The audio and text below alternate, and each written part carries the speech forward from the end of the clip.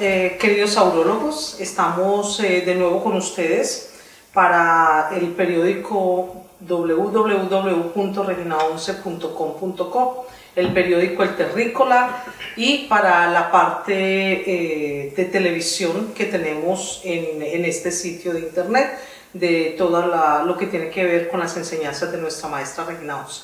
Y en el día de hoy pues estamos felices de estar por acá en la ciudad de Stafford, en Virginia, con el maestro Uferca. Solebu, maestro Uferca. Solebu, maestro Lerbe. Y Solebu para mí. Sí, estábamos muy contentos en la casa del maestro Uferca. Yo creo que ustedes lo conocían a él, sobre todo en Medellín, porque él estuvo administrando, ¿cuánto tiempo, maestro Uferca? 10 años. 10 años el centro de Medellín. Así que estamos en la casa del maestro Uferca visitándolo para que nos cuente su historia. Maestro Uferca, pues lo primero que queremos saber es, primero, ¿cuál es su nombre? Bueno, mi nombre completo, como quisieron mis padres, es Wilmar Fernando Castañeda Garzón. Ok. Bueno, ¿y cuánto hace que usted es saurólogo? ¿Cómo se inició en la saurología? Así como decimos, desde que el diablo era chiquito. Ah, sí, ¿eso cuándo fue? Desde antes de nacer es mi historia. En realidad mi historia comenzó fue con mi abuelo. Ah. Él fue el primero que conoció a la maestra Regina 11 precisamente por un programa de radio, gracias a que un tío mío estaba enfermo y escuchó decir que al escuchar el programa de radio la gente se curaba. Y efectivamente mi tío al escuchar el programa de radio y poner la mano allí se empezó a curar. Luego terminó de curarse cuando fue a un curso precisamente de iniciación de saurología. Eso fue antes que yo naciera. Ah, ya, o sea que usted ya viene, es como decir, tercera generación. Tercera generación. Tercera generación sauróloga. Entonces allí ya pues mi familia empezó a conocer más de la maestra, y cuando yo nací mis padres ya eran reginistas, entonces yo nací en el reginismo. O sea, su abuelo no tuvo ningún problema con que la familia aceptara la parte de la saurología, de las enseñanzas de Regina 11, sino que toda la familia se volvió sauróloga. Eso es lo que tengo entendido, no hubo ningún inconveniente porque en ese entonces, en esa época, no había como ese rechazo de la sociedad, sino eran los inicios. Entonces pues simplemente era una persona que ayudaba, que la maestra Regina 11 era una persona que ayudaba a la gente, y lo aceptaron y así se empezó a involucrar toda la familia. ¿Por casualidad se acuerda? ¿Más o menos fue eso? ¿O no le contaron esa parte? No me contaron. Yo nací en el 1980. Eso debió haber pasado algunos 5 años antes, no sé, me imagino, yo creo. Ah, muy bien. Y entonces, ¿cuándo tiene usted recolección? ¿Cuándo usted se acuerda de haber empezado a ir a la sede? ¿Y cuál fue su impresión? Desde que yo empiezo a tener conciencia, obviamente mis padres desde muy pequeño me llevaban a la sede, a algunos cursos, a algunas actividades. La primera vez que yo recuerdo haber estado en un curso, no sé si fue la primera vez que fui, pero sí la primera vez que yo estuve en el curso, y es que la noche del curso tuve un sueño en el que la maestra Regina 11 venía con una túnica blanca, volaba hacia mí y me decía con sus manos así. Ah, qué bien. Como que me llamaba. llamaba. Es un recuerdo de niño, cuando yo estaba niño, de las primeras cosas que yo tengo conciencia, y eso es algo que me da emoción todavía. Todavía, lo tiene muy vívido todavía, o sea, sintió ese llamado de la maestra sin conocerla todavía. Y todavía me da emoción, sí. Siento emoción al recordarlo, y es algo que siempre tengo muy presente. Muy presente, qué bueno. Tengo entendido que usted no vivía en una ciudad cercana a donde hay sedes, sino que vivía más bien alejado. O sea, su experiencia no era de ir cada semana a la sede. Es correcto, mi experiencia fue muy distinta a lo que de pronto mucha gente lo está viviendo actualmente. Es que yo vivía en un pueblo que se llama Pacho, en Cundinamarca. Pacho. Eso queda 2 horas y media, 3 horas de Bogotá. Entonces no podíamos ir todas las semanas, ni siquiera todos los meses, sino muy de vez en cuando habían actividades importantes o un curso, pues íbamos a la sede, ¿no? Mi participación no era directamente con la sede de estar en las actividades más pequeñas, digamos, sino simplemente en ir a los cursos principales y de ahí ya regresar a la casa. ¿Y cómo vivían la parte saurológica ya en su casa, sabiendo que pues, la mayoría de la familia era sauróloga? ¿Practicaban, dialogaban sobre el tema, le hablaban a otras personas? ¿Cómo era eso? Precisamente sí dialogábamos. Teníamos la fortuna en esa época que un leta siempre estaba a cargo de esa zona y iba a hacernos las prácticas. Pero hay algo muy curioso y que mis papás siempre admiraron muchísimo, es que yo era muy curioso en cuanto al reginismo en esa época cuando era niño. Era tan curioso que yo leía las revistas, yo me leí las revistas que eran prohibidas. Confesándose. Yo se las sacaba a mis papás del baúl que tenían allá bien guardado, las sacaba, las leía y luego iba y les daba clases a mis papás. Vean. Iba y les hablaba, les daba cátedra, les decía, pero papá, mamá, esto es así, o la evolución es esta, ¿por qué actúan de esta manera? Otra cosa muy curiosa es que mi papá asistía a los cursos especiales. Obviamente yo no podía, no iba, y yo crecí con una necesidad de poder estar en cursos especiales. Yo quería estar en los cursos, yo soñaba, era mi visión de poder asistir a un curso especial, y a veces que la maestra daba algún tipo de información, hacía lo mismo. Yo iba y les sacaba la información que les daban en los cursos, la leía, la estudiaba y luego iba y les daba cátedra a ellos, sin haber estado en los cursos. ¿Y ellos qué decían? Precisamente muy admirados por eso, decían, este niño es muy especial por eso, como todos los papás adoran a sus hijos, pero además era muy especial por eso, y la verdad siempre fue muy estudioso, siempre vi el reginismo como una profesión, la metafísica en ese entonces, yo la veía como una ciencia, como algo muy especial, y yo no la tomaba simplemente para que me curara o para eso, sino yo la veía precisamente como algo más allá, como eso, lo que acabo de decir, una ciencia. Como una especialización, como una carrera. Y eso fue y yo la tomé así. Ya cuando terminé mi escuela, mi bachillerato, ya tuve que salir. Precisamente me inscribieron en una universidad en Villavicencio. Ya, sí. Pero yo no quise ir a esa universidad porque yo quería ir a Bogotá. Sí. Dije, yo quiero estudiar en Bogotá, pero lo que en realidad yo quería era estudiar en la sede. O sea, ir a la sede, hacer mi carrera en la sede de la maestra Regina. Eso era, a mí me anhelaba más eso que hacer una carrera universitaria. De todas maneras fui a estudiar una carrera en Bogotá y estudié aviación, pero lo que yo quería era mi carrera de aviación. ¿Y la terminó? Yo la terminé. ¿Y entonces qué pasó con esa carrera? Yo necesito a alguien que me maneje el avión que voy a comprar. Cuando quiera lo puedo manejar. Pero lo que yo más buscaba era la graduación en el reginismo. Sí, claro. Y eso lo conseguí también porque el hecho de haber llegado a ser maestro tan joven, yo llegué a ser maestro de 27 años. Pero no nos saltemos todavía, sino que cuénteme, porque para ser maestro primero hay que ser Leta. Entonces, entonces empezó a ir a la sede ya más constante. ¿Llegó por casualidad a pertenecer a alguno de los grupos juveniles que hemos tenido? No tuve la oportunidad de pertenecer a ninguno de los grupos juveniles precisamente porque estaba muy retirado. Entonces nunca nos quedábamos un fin de semana en Bogotá ni de poder participar de esas actividades. Pero cuando ya llegó a la universidad, cuando ya llegó a estudiar en Bogotá. Cuando llegué a la universidad ya no habían, precisamente en esa época no habían actividades. Pero sí iba, todos los días me la pasaba en la sede. Bueno. O sea, como todo lo que no había podido hacer de niño, lo quería hacer en esos años. ¿Y cuál era el grupito con el que se reunía constante? ¿De quiénes se acuerdan? Bueno, me acuerdo de Gilán, que ya falleció, y todo el grupo de Gilán, pues bueno, muchas personas allí, con José, ahorita en este momento se me olvidan muchos nombres, pero sí teníamos... Un grupito, pues era como una especie de grupo juvenil, pero sin el nombre y sin las reuniones. Salíamos a caminar, ahora recuerdo que salíamos a caminar, nos gustaba mucho hacer montañismo, íbamos a Tabio precisamente, que es un sitio muy especial, a caminar a la montaña. Excelente, qué bien. Bueno, y entonces, ¿en qué momento comenzó a surgir la idea para ser Leta? ¿Qué etapa le correspondió a usted?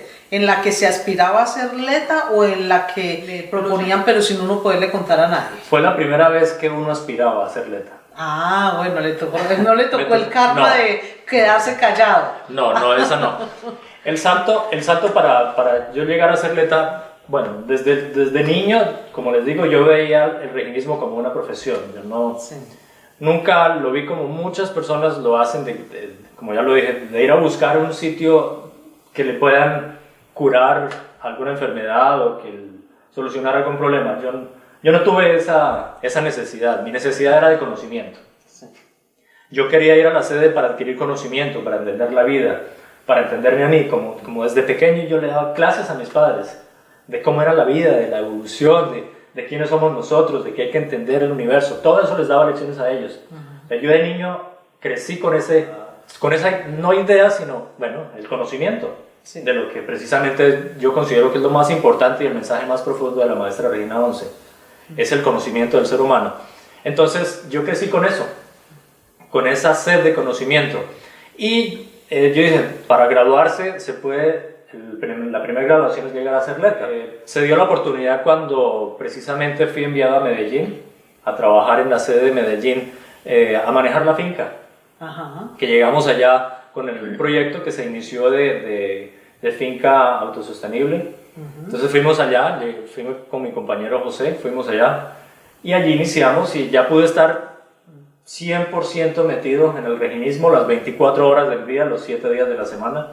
Entonces participábamos en absolutamente todas las actividades, siempre adquiriendo conocimiento, yo quiero aprender, viviendo eso. Y rápidamente al cabo de un año yo ya era letra. Con 25 años yo llegué a ser letra. Qué bien, sí. Allí pues era también, fui nombrado el administrador de la sede, entonces pues la maestra Regina Once pues vio en mis cualidades y rápidamente me nombró administrador de la sede y así fue que inicié siendo administrador y siendo letra. Bueno, pero cuéntenos, Uperka, ¿cómo fue esa primera experiencia cuando usted estuvo en una levitación? Usted de niño, ¿cuántos años tenía más o menos? Desde que tengo conciencia, desde que empiezo a tener conciencia, digo yo a los 5 años quizás. O sea, que usted veía, por ejemplo, la levitación y ya entendía qué era eso. ¿O qué? Sí, de pronto no entendía, pero sí lo veía muy normal. ¿Y qué veía usted como niño? Porque uno cuando es adulto ve cosas diferentes que cuando es niño. ¿Cómo lo veía usted? Yo tenía la oportunidad de poder ver luces cerca a mí. ¿Cerca a usted? No en el escenario, sino junto a mí. Nunca las vi en mi propio cuerpo. Sí, me acuerdo tanto que una vez vi a una señora que estaba a mi lado y las luces estaban danzando dentro de la persona que estaba a mi lado. Otra vez la vi frente a mí en una botella de agua que había frente. Y otra vez tuve la oportunidad de ver algo muy maravilloso y no fue en la sede ni en una levitación, pero sí vi una luz danzando encima de mi cabeza cuando era niño. Estaba esperando el bus, brillante. Era blanca, brillante. Estaba esperando el bus en el campo, porque yo me crecí en una finca. Y estaba allí danzando encima de mi cabeza. Mi mamá estaba conmigo y yo le decía, mami, ¿usted ve esto? Mi mamá no veía nada, solo la veía yo. Entonces de pronto yo creo que tenía que ver mucho con... Bueno, pero con cuando eso. uno está viendo una levitación, uno ve que la gente grita de la alegría, dicen sube Regina y el cuerpo de la maestra sube. Y entonces ¿usted cómo veía eso? ¿Usted no se asustaba viendo esos gritos? ¿O no. era normal? Para mí era muy normal, era... Como le digo, hizo parte de mi crecimiento, entonces nunca tuve como la oportunidad de pensar de que eso no existía. O sea, para mí siempre existió eso.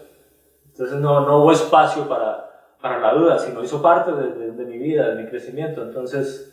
Lo veía normal. Era normal, ¿no? Sí.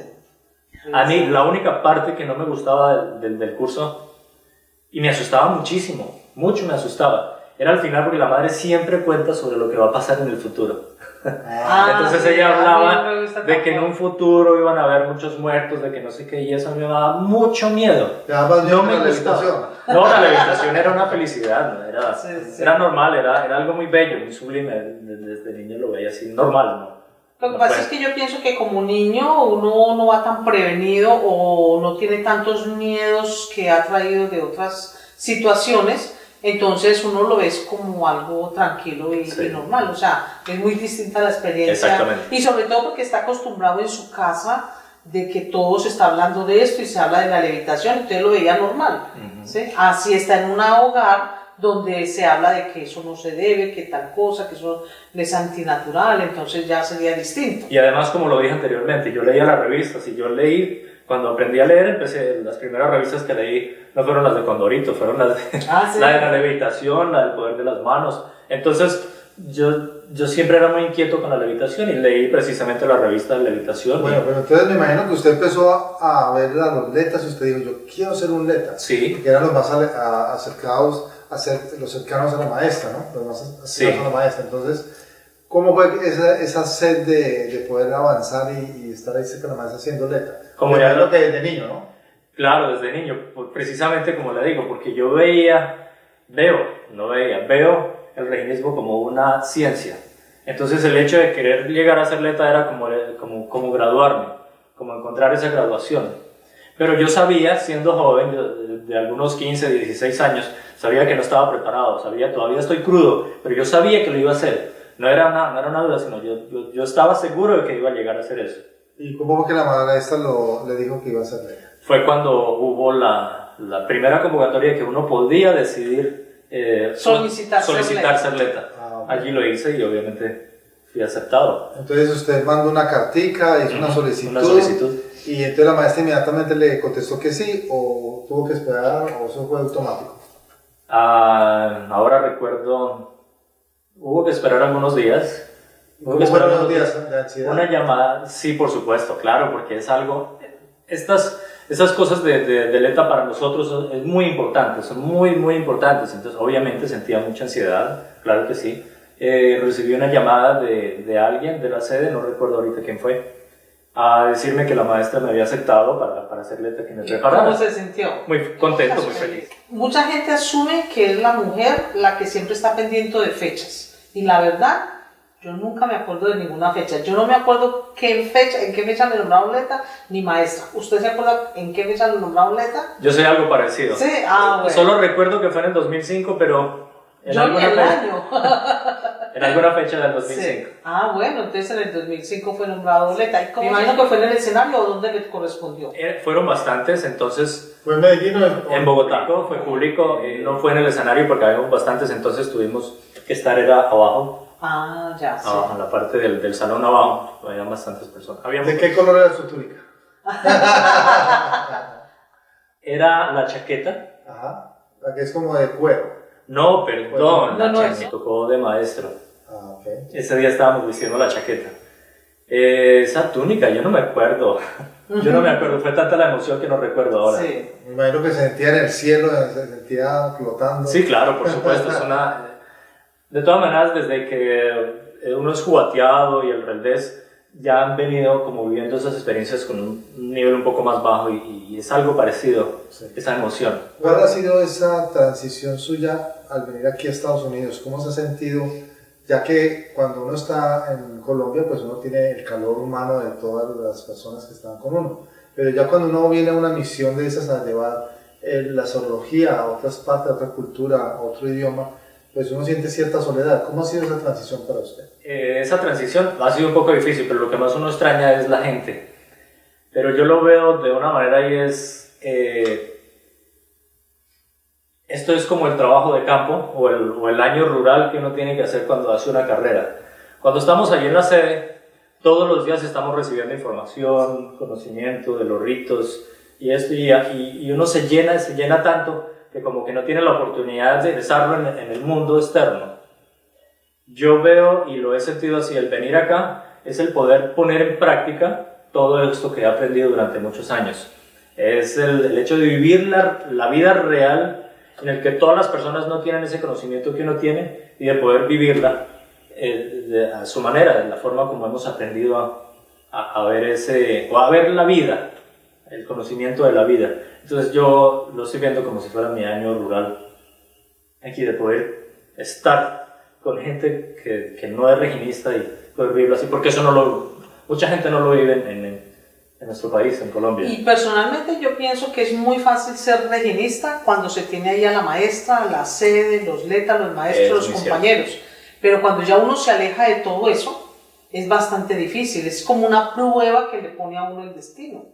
Sí, y cierto. Muchos no la han pasado, yo creo que es bastante fuerte, bastante dura, pero de todas maneras yo creo que se va a hacer una labor muy bonita acá, pues uno pasa por etapas y me imagino que ya usted ahora, casado, con hijo y todo lo demás, entonces tiene ciertas cosas etapas que hay que quemar y que entonces ya se va despegando con la sede, que les estaremos mostrando un poco sobre la sede que tienen acá y que sería muy bueno que todas las personas que nos están viendo, pues recuerden que en Stafford, Virginia, hay una sede, pero eso sí, es que en Colombia creemos que eso queda aquí a la vuelta de la esquina, que decir Miami y Stafford, entonces venga, hágame un rito del corazón. No, eso no es tan sencillo porque es que creo que son 2 horas y media en avión, que pueden buscar la manera de ir viniendo a recibir como como hacen en muchos lugares en donde se trazan la meta de una vez al año, hacen una actividad en la que se reúnen todos y pueden hacer una celebración especial y pueden hacer ese rito especial que puede ayudar a este país que también lo necesita, porque no es solamente Colombia sino todos los países, y que ustedes acá como maestros pues puedan hacer esa labor. Sí, es cierto, de pronto aquí estamos un poco cercanos a Washington y a Nueva York, bueno, relativamente cerca de Nueva York, estamos a 5 horas de Nueva York en carro. Entonces hemos tenido contacto con algunas personas nuevas además que han estado escuchando el programa por internet y se han comunicado con nosotros para pedirnos información, para pedir orientación, algunos productos. Hemos enviado productos también a otras personas que escuchan el programa de radio, entonces... ¿Y UPERCA cómo resultó en Estados Unidos? Porque me va a contar esa parte que es muy interesante. Nunca pensé venirme para Estados Unidos. Eso no estaba dentro de mis planes. ¿Y qué pasó? ¿Qué pasó? ¿Qué le pasó a su vida? Apareció el UFC, apareció Luisa. ¿Y eso fue cómo? ¿Cómo fue ese encuentro con el UFC? Fue un encuentro muy especial. Estábamos en un congreso de letras precisamente en Cali. Y todos nosotros vimos que chispas saltaron para todos los lados. Eso fue amor a primera vista. ¿Ah, sí? Completamente fue amor a primera vista. Pero no puede ser tan a primera vista, porque es que usted ya se había visto con ella. No. ¿Nunca? Nunca. ¿Nunca la había visto? Nunca nos habíamos visto. Oh, ok. Bueno, cuéntanos pues. Nunca nos habíamos visto. Yo alguna vez la vi en una foto en un blog que tenía...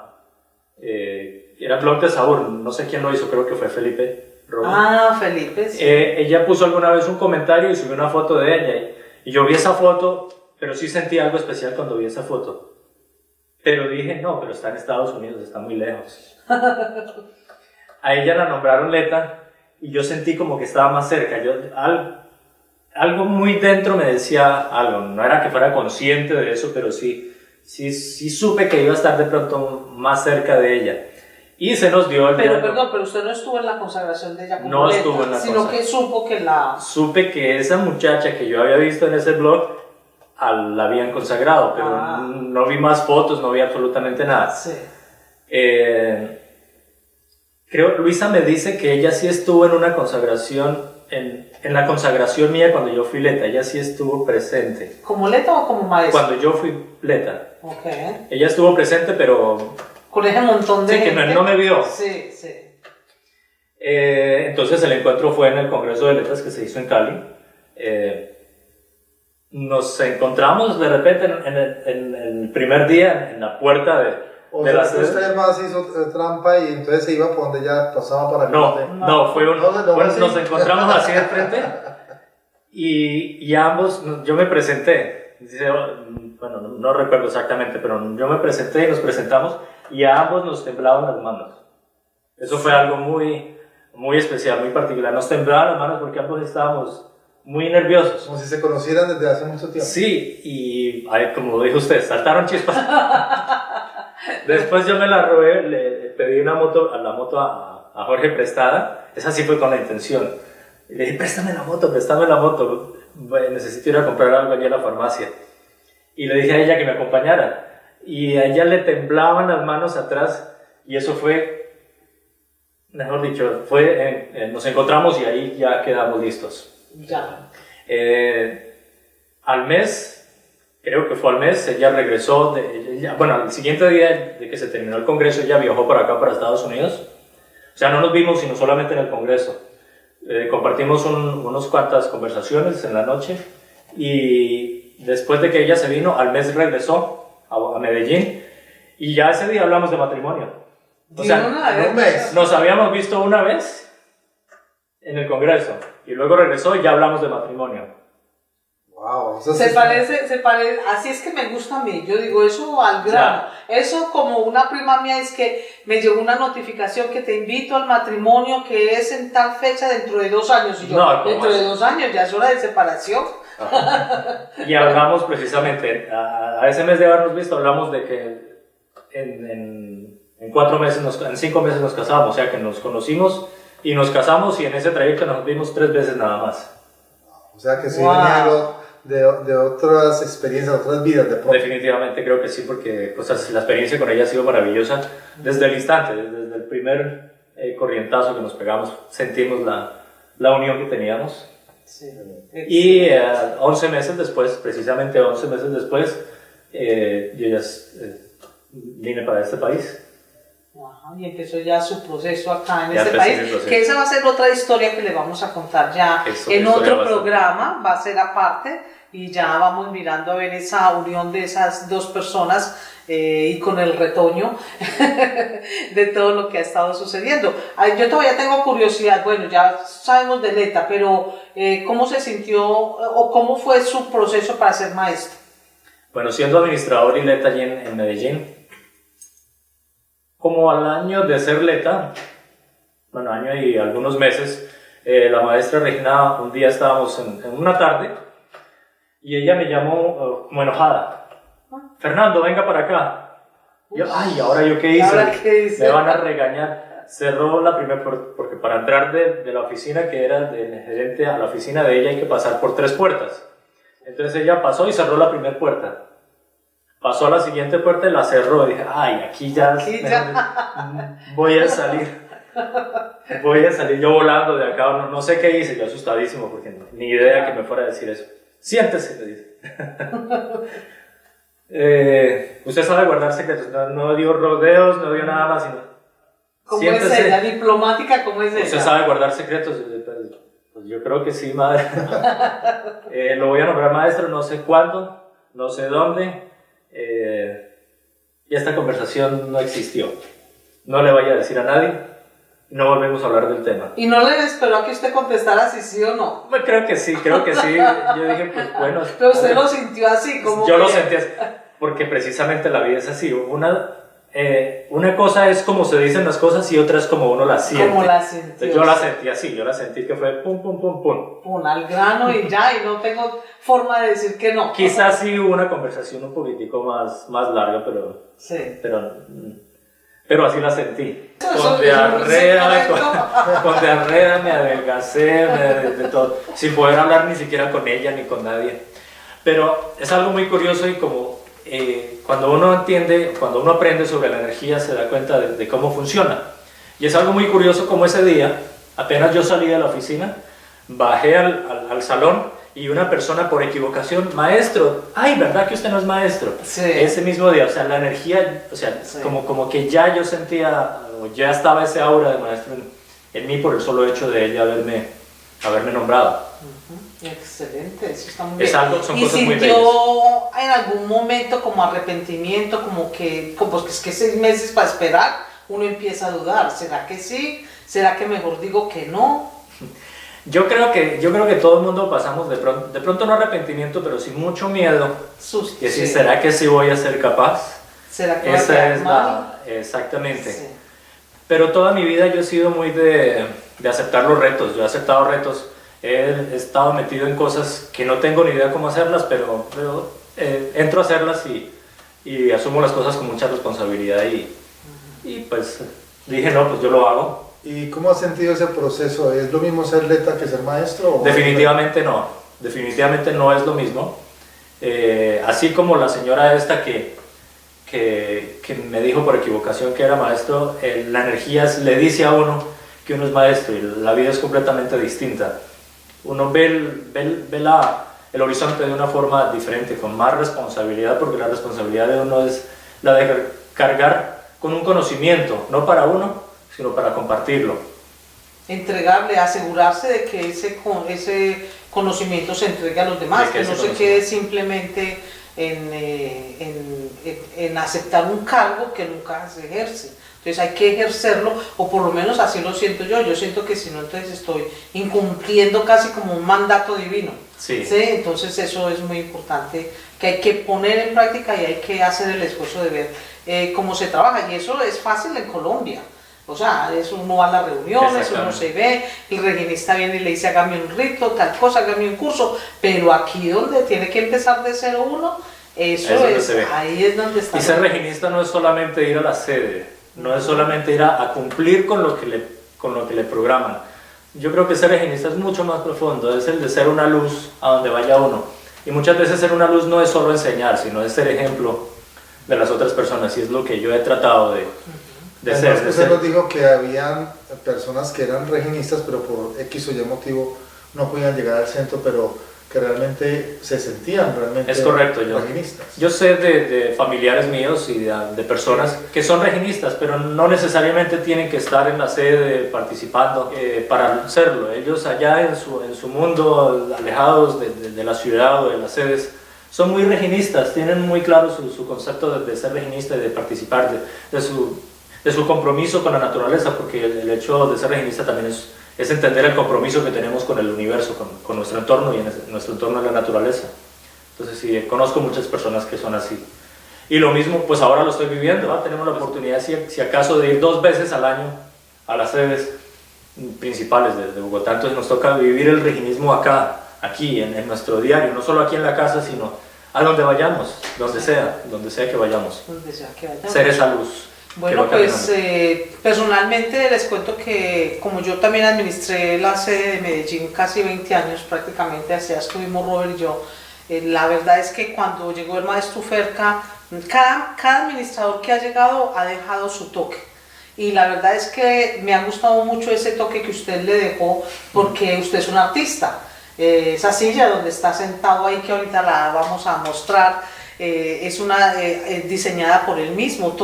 Muchas cosas, tiene mucho talento artístico, y gracias a ese talento artístico dejó cosas muy lindas allá en la sede, arregló cosas muy bien, y eso ha hecho que otras personas que han llegado también continúen como con esa labor y embelleciendo, y por eso a mí me parece que Medellín es una sede espectacular, y Cali también.